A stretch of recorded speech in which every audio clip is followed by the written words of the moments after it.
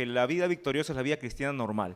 Y todo lo que venimos al Señor, al entregarle nuestra vida, recibimos esa vida victoriosa, ¿no? Esa vida de un Dios que nunca ha fracasado, esa vida de un Dios que no conoce la derrota, que no conoce la situación de vivir en apuros o de limitaciones, esos momentos que a veces nos pasan a nosotros, ¿no? De tener miedo, de tener desesperación, de comernos las uñas, ¿no? De pronto de que todo es nublado en nuestra mente, todo es confuso, ¿no? Y la cabeza nos da vueltas y no sabemos qué hacer. No, Dios nunca vive eso. Entonces, cuando Él nos regala su vida, supuestamente nosotros deberíamos tener esa vida sin estas complicaciones que he mencionado. Sin embargo, no nos pasa, pues, ¿no? Yo creo que más de uno aquí podría hasta contar y escribir de esas interminables noches de preocupación, de ansiedad, aún siendo cristianos, aún habiéndole entregado nuestra vida al Señor. Entonces, si cuando venimos al Señor, el Señor nos regala esa vida victoriosa y sin embargo vivimos momentos de ansiedad, de preocupación, de necesidad, entonces hay algo que no está funcionando bien. Y no es exactamente que no tengamos esa vida victoriosa si es que le hemos entregado nuestra vida al Señor, sino aquello que no está funcionando bien es nuestra percepción. Por alguna razón nuestra percepción falla y no notamos esa vida victoriosa, ¿verdad?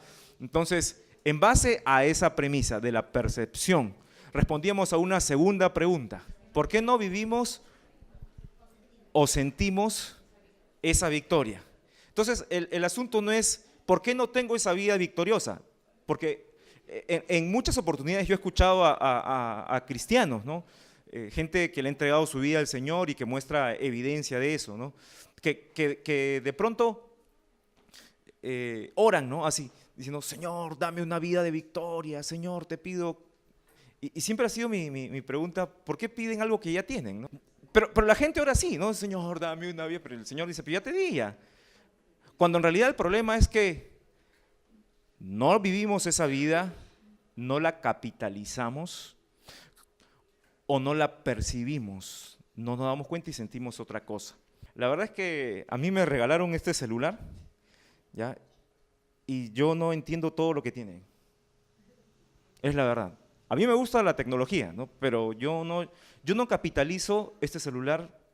Yo creo que uso un 10% de las posibilidades que posiblemente esta maquinita me da, ¿ya?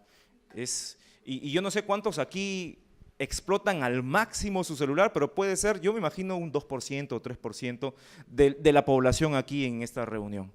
Bueno, lo mismo pasa con la vida de victoria. Nosotros hemos recibido una vida de victoria del Señor, pero no la vivimos, eso quiere decir, no explotamos al máximo esa vida de victoria.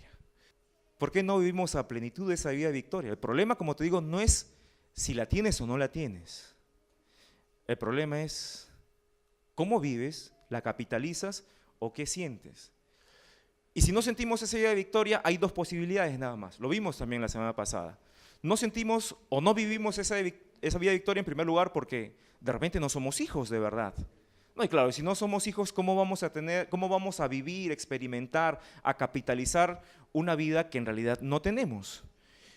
Podemos creer que tenemos esa vida de victoria, podemos creer que somos hijos de Dios, pero en realidad no somos hijos de Dios, ¿no? De eso hablamos bastante la sesión anterior. Y la otra posibilidad es de que somos malos hijos. Vimos la semana pasada la historia del hijo pródigo, ¿no? Desde una perspectiva un poco diferente. Y hablamos cómo la historia del hijo pródigo es la historia de un mal hijo que en un punto se arrepintió. Pero ¿por qué nos volvemos malos hijos nosotros?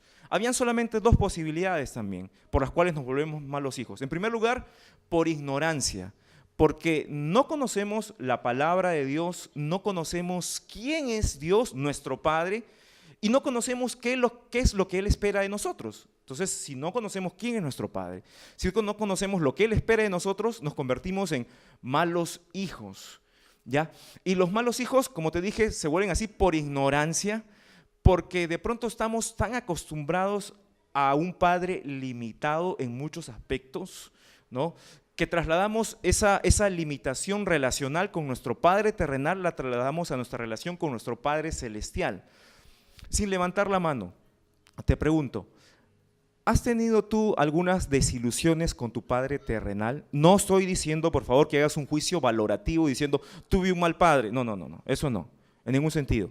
No, te digo si experimentaste que tus expectativas se vieron un poco defraudadas con lo que era la realidad del padre que Dios te dio, por supuesto, ¿no? Porque no es que fue al azar, Dios te dio el padre que tuviste o que tienes, ¿no? Para los que tienen a su padre vivo todavía. ¿Tuviste alguna desilusión? Piensa. Hubieses esperado que él te hubiese hablado, generalmente por ahí va el asunto, ¿no? Que él te hubiese hablado un poquito más, ¿no? Que hubiesen conversado un poquito más.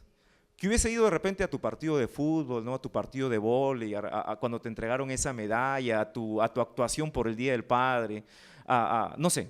¿No? ¿Hubieses esperado eso de pronto? Creo que la mayoría de nosotros tuvo eso. ¿Hubieses esperado que tu padre te hable de sexo cuando llegaste a la pubertad? Que se siente, ¿no? Y así a calzón quitado, como decimos aquí en el Perú, tenga una conversación franca, abierta y te explique las cosas.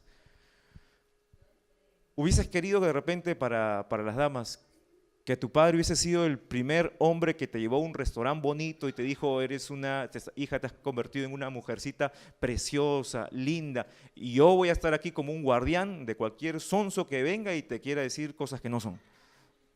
Hubiese sido lindo, ¿verdad?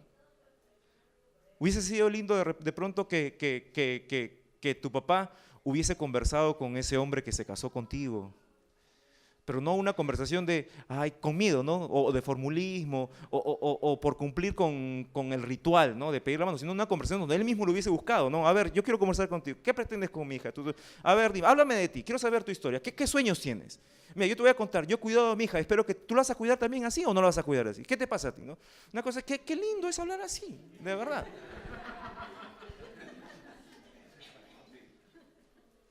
Esa es una situación. Yo como padre te digo, y para todos los padres que están aquí, eso es una responsabilidad de Dios para nosotros.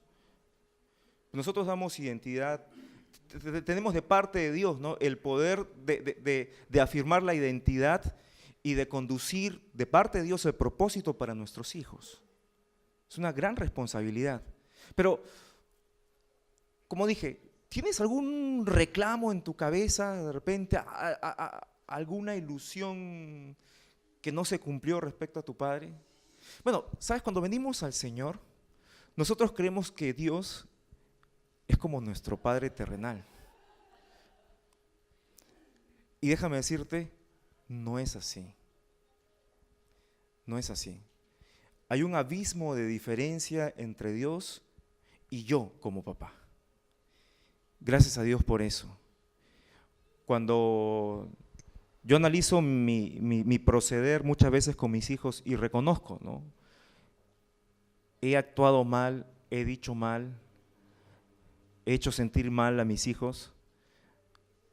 Le digo al Señor, Señor, gracias porque ellos en ti tienen un mejor padre que yo.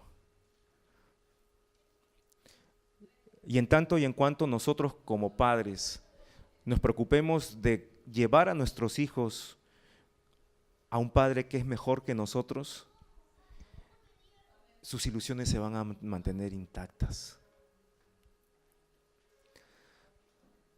Pero somos malos hijos por ignorancia, porque no hemos entendido quién es Él. ¿Te acuerdas? Te conté la historia la semana pasada de Matías y el tema de la guitarra. ¿Te acuerdas? Él adaptándose a las limitaciones de alguien acá, olvidando que tenía a su padre, yo, que no tengo esas limitaciones con respecto a mi trato con él. No te adaptes a las limitaciones de acá cuando tienes un padre allá que no tiene límites. Vence la ignorancia y conoce quién es tu padre. Pero no solamente somos hijos por ignorancia, porque hay algunos que sí hemos sabido, ¿no? Se nos ha informado. Yo no sé, algunos de ustedes tienen ya mucho tiempo escuchando la palabra de Dios, han tomado sus cursos, han leído la palabra de Dios, hemos tenido estudios en la casa, algunos de ustedes han sido hasta anfitriones en su casa para recibir grupos de estudio de la Biblia, tremendo, ¿no? Pero por conocer, ¿te libras de ser mal hijo? No, tampoco. Hay una segunda posibilidad para convertirnos en malos hijos y es la rebeldía. Vamos al libro de Mateo capítulo 21. Vamos a leer desde el versículo 28. ¿Ya? Dice, pero ¿qué os parece? Un hombre tenía 2 hijos y acercándose al primero le dijo, hijo, ve hoy a trabajar en mi viña. Respondiendo él dijo, no quiero, pero después, arrepentido, fue. Quiero que repitas conmigo la palabra, después arrepentido. Ya, la voz de 3. 1, 2, 3. Ahora. Porque el arrepentimiento toma un tiempo, señores. Porque es un acto inteligente y voluntario. Lo ideal, la verdadera obediencia es al momento y sin cuestionamientos, ¿no? Tipo la vía militar. Pero dice que este hijo dijo, no quiero, pero después eso nos indica que se quedó pensando, comenzó a analizar, ¿no? Y después, ¿qué hizo? Cambió de opinión, cambió de mente y fue. Nos dice además, 30, y acercándose al otro, le dijo de la misma manera. Y respondiendo él dijo, claro que sí. Sí, papá, sí, señor, voy. ¿Y qué hizo? No fue. Qué bandido este, ¿no? Sí, porque papá, tú sabes que tú eres lo máximo. ¿Qué haría yo sin ti, papá? Yo valoro tu esfuerzo, la verdad es que me causa lágrimas. Tú sabes que el Día del Padre para mí es mejor que la Navidad, mejor que mi cumpleaños, ¿no? Yo soy capaz de anular mi cumpleaños y poner el Día del Padre y también 2 días del Padre al año. Así, gente que es así, ¿no? Gente que, excelentísimo Padre Celestial, tú que moras en la... No, gente más o menos así, ¿no? Y no fue, ¿no? Versículo 31. Jesús hace una gran pregunta, ¿no? Para nosotros en esta mañana. ¿Cuál de los 2 hizo la voluntad de su Padre? Jesús les dijo, de cierto os digo que los publicanos y las rameras, gente considerada como la de más baja calaña en esa sociedad, dice, van delante de vosotros al reino de Dios. ¿Qué es la rebeldía? Es la falta de capacidad de arrepentimiento. Por naturaleza pecaminosa, todos nosotros nacemos rebeldes a Dios, inclinados al pecado, tirando a hacer las cosas que a Dios no le agradan. Sin embargo, en un momento la Biblia dice que nosotros hemos venido a Él, mejor dicho, Él nos llamó, nos atrajo a Él, le entregamos nuestra vida, nos regaló esa vida de victoria. Pero luego, ¿no? Avanzando en la vida nos encontramos que a veces somos rebeldes, ¿no? Dios nos dice, haz esto, no quiero. Yo tengo mejores ideas, Señor, yo quiero hacer así. Señor nos dice a través de su palabra, a través de una consejería, de un mensaje, de un versículo, lo que sea, ¿no? Nos dice, pero así no es, tienes que hacer esto. No quiero. Y comenzamos a hacer lo que no queremos. Pero en un momento, ya sea porque las cosas nos salen mal, porque nos damos con un portazo contra la cara, o porque simplemente reflexionamos, de todas maneras comenzamos a analizar la situación y nos damos cuenta, yo creo que me he equivocado. Pero en medio de todo nuestro orgullo, llega un momento en que pensamos, ¿no? Y decimos, después de haber dicho no quiero, bajamos la cabeza, ¿no? Es la figura que la Biblia dice, inclinar la cerviz, ¿no? Bajo la cabeza y vuelvo a obedecer al Señor. Pero hay algunos que no lo hacen. No quieren, insisten en lo mismo, estos son rebeldes. Y la Biblia nos dice que Dios resiste a esos rebeldes soberbios, es un solo paquete, ¿no? Después vamos a ver, rebeldes, soberbios, egoístas, Dios los resiste y en cambio prospera, bendice, da gracia, le inyecta, le tonifica la vida a los que son humildes, no los que dicen soy humilde, no los que dan apariencia de falsa humildad, porque eso es otra cosa, ¿no? La cara de, eso no es humildad tampoco. ¿No? La verdadera humildad es cuando tú sabes que Dios está por encima de ti todo el tiempo y te sometes a Él, eso es la verdadera humildad. No tiene que ver nada con poses, ni con caritas de santulón, ¿no? ni con frases de Santísimo Padre Celestial, no tiene que ver.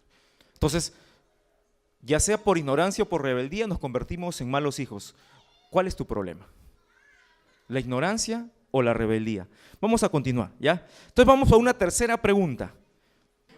La pregunta lógica es entonces, ¿cómo ser un buen hijo? ¿Verdad? La pregunta lógica. Entonces, ¿cómo me convierto en un buen hijo? Porque si mi problema posiblemente sea que porque no soy un buen hijo, no experimento, no vivo, no capitalizo, no siento esa vida de victoria, entonces ¿cómo me vuelvo un buen hijo? Y para saber cómo me vuelvo un buen hijo, yo tengo que saber qué es lo que mi padre espera, ¿ya? Así que vamos por favor a Deuteronomio capítulo 10, versículo 12. Mira, 12 y 13. Quiero que sepas una cosa.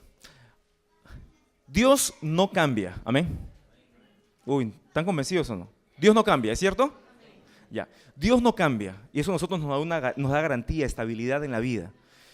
Y las demandas de Dios, tal cual fueron en el pasado, siguen siendo ahora para sus hijos. En el Antiguo Testamento, los hijos de Dios eran el pueblo de Dios, los judíos. En el Nuevo Testamento, según el libro de Efesios, nos dice de que el pueblo de Dios ahora se ha extendido a la iglesia, quienes no somos judíos, llamados gentiles por los judíos, ya porque tenemos mucha gentileza, ¿no? Llamados gentiles por los judíos, también somos hijos de Dios ahora.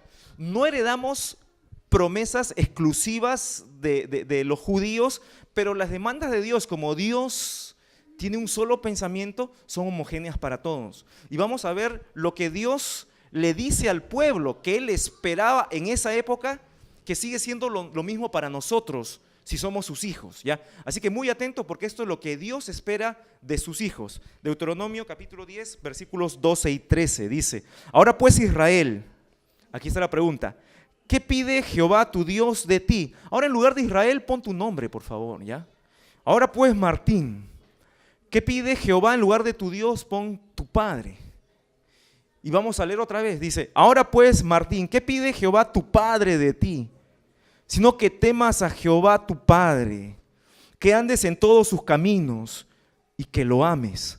Y sirvas a Jehová tu Dios con todo tu corazón y con toda tu alma, que guardes los mandamientos de tu Padre y sus estatutos que yo te prescribo hoy, para que tengas prosperidad. Una pregunta, ¿no? ¿Qué pides? Si no, 5 cosas. Y vamos a ver la primera cosa, ¿ya? Que le temas y que andes en sus caminos. Ahí hay 2 cosas, ¿ya? Según el versículo 12 dice: ¿qué espera Dios de ti? Sino que temas a Jehová tu Dios, primera cosa, y que andes en todos sus caminos. Respecto a temer, en primer lugar, vamos a ver lo que es el temor de Dios. Acompáñame a Proverbios capítulo 8, versículo 13. El temor de Jehová, ahí está la definición del temor de Jehová. Por si alguno de ustedes tiene una idea etérea de lo que es el temor de Jehová, la Biblia te da una definición concreta de lo que es el temor de Jehová, ¿no? ¿Qué es el temor de Jehová? Es respeto, es veneración, es adoración, es reverencia. No, acá dice que es el temor de Jehová. La Biblia dice, ¿para qué vamos a vagar tanto si la Biblia nos dice que es el temor de Jehová? Dice, nuevamente, el temor de Jehová es, 2 puntos, ¿qué cosa? Nada más, señores. Nada que respeto, que reverencia, que adoración, no. Aquí la Biblia dice que el temor de Jehová es aborrecer el mal, punto. Entonces cuando Dios dice, ¿qué pide Dios? ¿Qué pide el Padre de sus hijos? Primera cosa, que le temas. ¿Y qué es temer? Aborrecer el mal. Y en contraparte, vamos a Proverbios capítulo 1, versículo 7. El principio de la sabiduría es el temor de Jehová. ¿Qué cosa es el temor de Jehová? Aborrecer el mal. Dice después el versículo, los insensatos, los que no tienen la sabiduría, dice, desprecian la sabiduría y la enseñanza. Es decir, si el temor de Jehová es aborrecer el mal, y aquellos que no temen a Jehová aborrecen la sabiduría y la enseñanza, el que teme a Jehová, ¿qué debe amar? No escucho, ¿qué debe amar? La sabiduría y la enseñanza. ¿Sabes cuál es el gran problema de nosotros como hijos? De que aborrecemos lo que debemos amar y amamos lo que debemos aborrecer.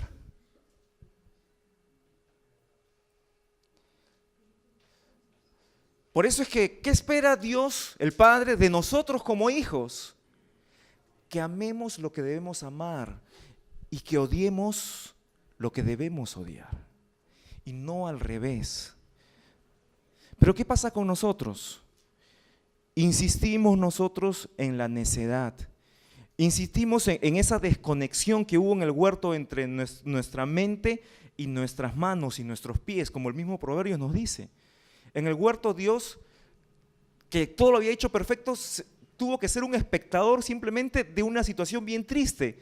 Cómo se desconectaron varias cosas del cerebro en el ser humano. Se desconectó la boca del cerebro, se desconectó el corazón del cerebro, se desconectaron las manos del cerebro, se desconectaron los pies del cerebro, de tal manera que nosotros actuamos, hablamos, sentimos, hacemos, caminamos, marchamos, vamos, sin pensar.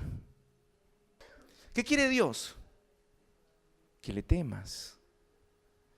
Eso es aborrecer el mal. Si tú estás aborreciendo algo que no debes aborrecer, quizás esa sea la explicación por qué no sientes una vida de victoria. Amar lo que debo aborrecer me tiene a mí con la sensación de fracaso permanente. Señor, dame una vida de victoria y de paso, Señor, dentro de esa victoria desaparece este sinvergüenza que me molesta, Señor. ¿Cómo te va a dar una vida de victoria el Señor? ¿Cómo vas a sentir esa vida de victoria si no te quitas eso que tienes tú en el corazón?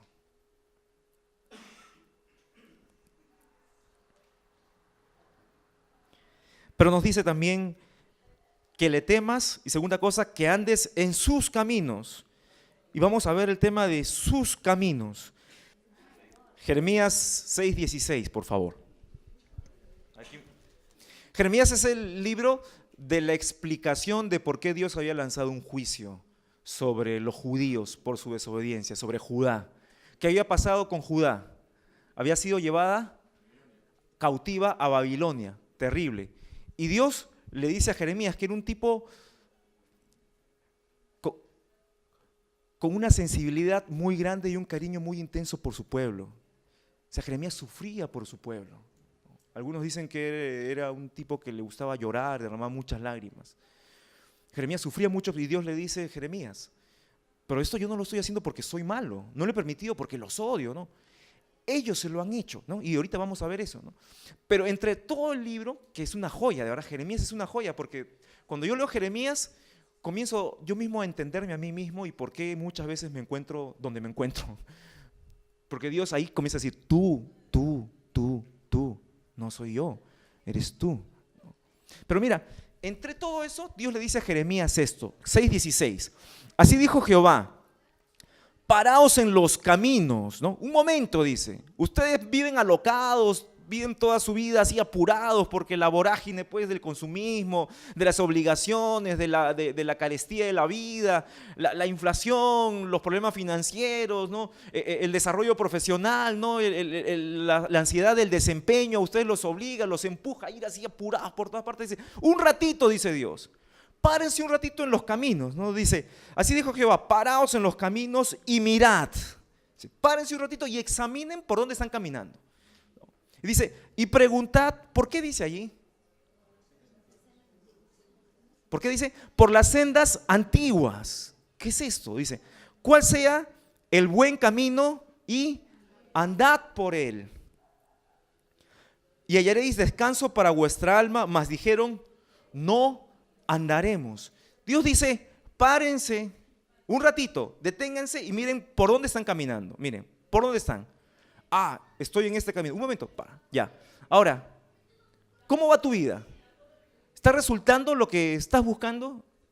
No, la verdad es que no me está resultando mucho. Entonces un momento, ya te diste cuenta. Ya. Entonces lo que tienes que hacer ahorita, acto seguido, pregunta, ¿cuál es la senda antigua? Entonces cuando Dios dice aquí, en la versión de los 70, en la traducción del Antiguo Testamento al griego, cuando Dios dice, paraos en los caminos y miren, equivale exactamente a un ratito, paren, deténganse y miren sus formas. Y cuando Dios dice, y si tu forma no te funciona, pregunta por la senda antigua, es la forma, la única forma que nunca ha cambiado, porque como vimos hace un rato, Dios no cambia, la única forma que no ha cambiado en que Dios hace las cosas. Dios, ¿cómo hace las cosas? De una sola forma, bien. Dios no tiene plan A, plan B, plan C, no, Dios tiene una sola forma. Y Dios le dice a Jeremías, dile a todos que se detengan y miren a su forma cómo les va. ¿Por qué no comienzan a hacer las cosas como yo dije hace tiempo, la senda antigua? A mi forma. ¿Cómo va tu matrimonio? A tu forma. ¿Cómo sale? No, que yo creo que porque este hombre no me va a venir a mí a decir, porque la primera que me dice yo tengo que inmediatamente pararle el macho, ¿no? Y pararme firme ahí para que entienda quién manda acá, ¿no? ¿No? O el hombre, yo a esta mujer, no, que me voy a estar reportando, luego si va a dar el gusto, está loco, ¿no? Yo he visto ya ese cuadro antes, yo voy a establecer, de frente marco mi territorio y ya está ya. ¿No? No sé qué estén pensando. ¿No? Pues es tu forma. ¿Por qué? Porque así yo he visto, porque así ha dicho tal persona, porque así ha visto en el programa de televisión, porque así por aquí. Oye, pero eso es tu forma. Pero ¿cuál es la forma de Dios? Yo a mis hijos jamás le voy a decir la palabra no, porque eso les debilita, les hiere, les hacen sentir mal, pobrecito, ¿no? A ellos hay que comprenderlos, hay que dejarle que ellos exploren, ¿no? Que toquen todo, que metan los dedos al tomacorriente también, ¿no? Y todo, porque eso es la nueva psicología que nos dice, oye, eso está trayendo fracaso. ¿Cuál es el problema? ¿Por qué hay esas incoherencias? ¿Por qué las cosas están de cabeza en tu familia, en mi familia? ¿Por qué pasan esas cosas? Porque hemos querido criar a nuestros hijos, hacer las cosas a nuestro modo. Y Dios dice, a tu modo no funciona. ¿Por qué no buscas el modo antiguo, la senda antigua, la forma en que Dios ha establecido que las cosas se deben hacer siempre? Dios dice cómo criar a los hijos. Claro que sí, la palabra de Dios nos dice cómo criar a los hijos. Dios nos dice cómo deben ser las relaciones de esposo y esposa. Claro que sí, hay abundante material en la palabra de Dios. La Biblia nos dice cómo debemos establecer nuestras relaciones comerciales. También nos dice cómo debemos tratar a nuestro jefe, cómo debemos tratar a nuestros empleados, cómo debemos tratarnos entre nosotros como cristianos, cómo debemos reaccionar en tal o cual situación, cómo debemos actuar o manejar nuestras finanzas. La Biblia nos dice. El problema es que nosotros nos endeudamos, hablando del tema financiero, nos endeudamos, estamos hasta el cuello, vivimos en una irrealidad financiera, o sea, comprando y teniendo lo que no tenemos para pagar, ¿no? Pretendiendo vivir en un sueño, ¿no? No sé, de fastuosidad o de quimera, pues, no sé de qué tipo, olvidando y atropellando los principios de Dios. Qué lindo es levantarse todos los días y saber que no debes dinero. ¿Cuántos no deben nada acá? Levanten la mano los que no tienen ni una sola deuda. Tremendo. Qué lindo es levantarse, ¿no? Respirar, saber que no debes.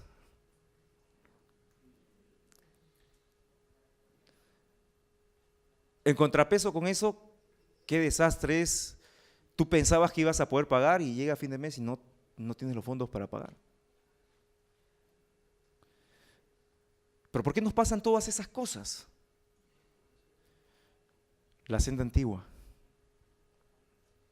la hemos abandonado. Vamos una página antes, capítulo 4, versículo 18.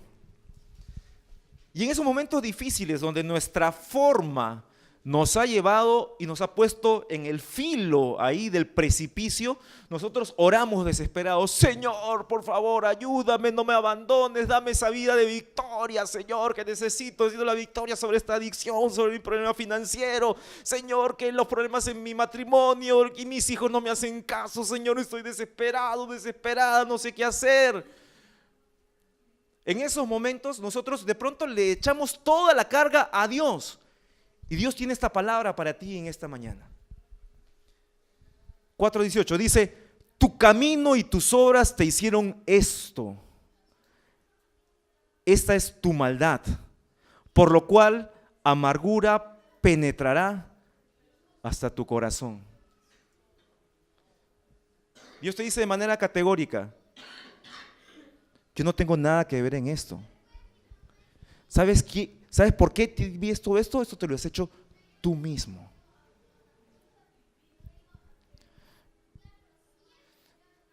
¿Te das cuenta que la mayoría de problemas con los que lidiamos a diario nos los hemos hecho nosotros mismos?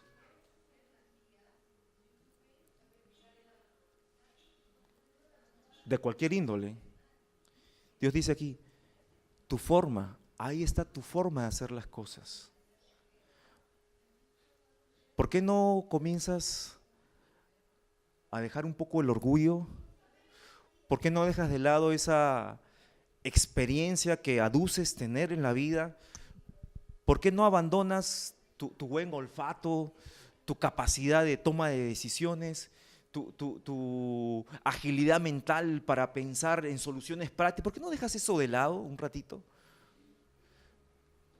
¿Y por qué no miras mis formas, dice Dios? La senda antigua. Si ya has probado de diferentes maneras, ¿por qué no comienzas a investigar cómo lo haría Dios?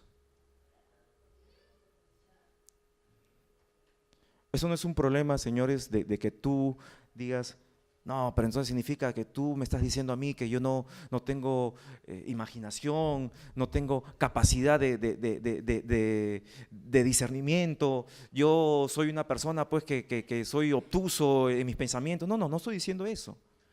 Lo que estoy diciendo es que tú y yo debemos reconocer con toda hidalguía, honestidad y caballerosidad frente a Dios de que nuestra forma no funciona.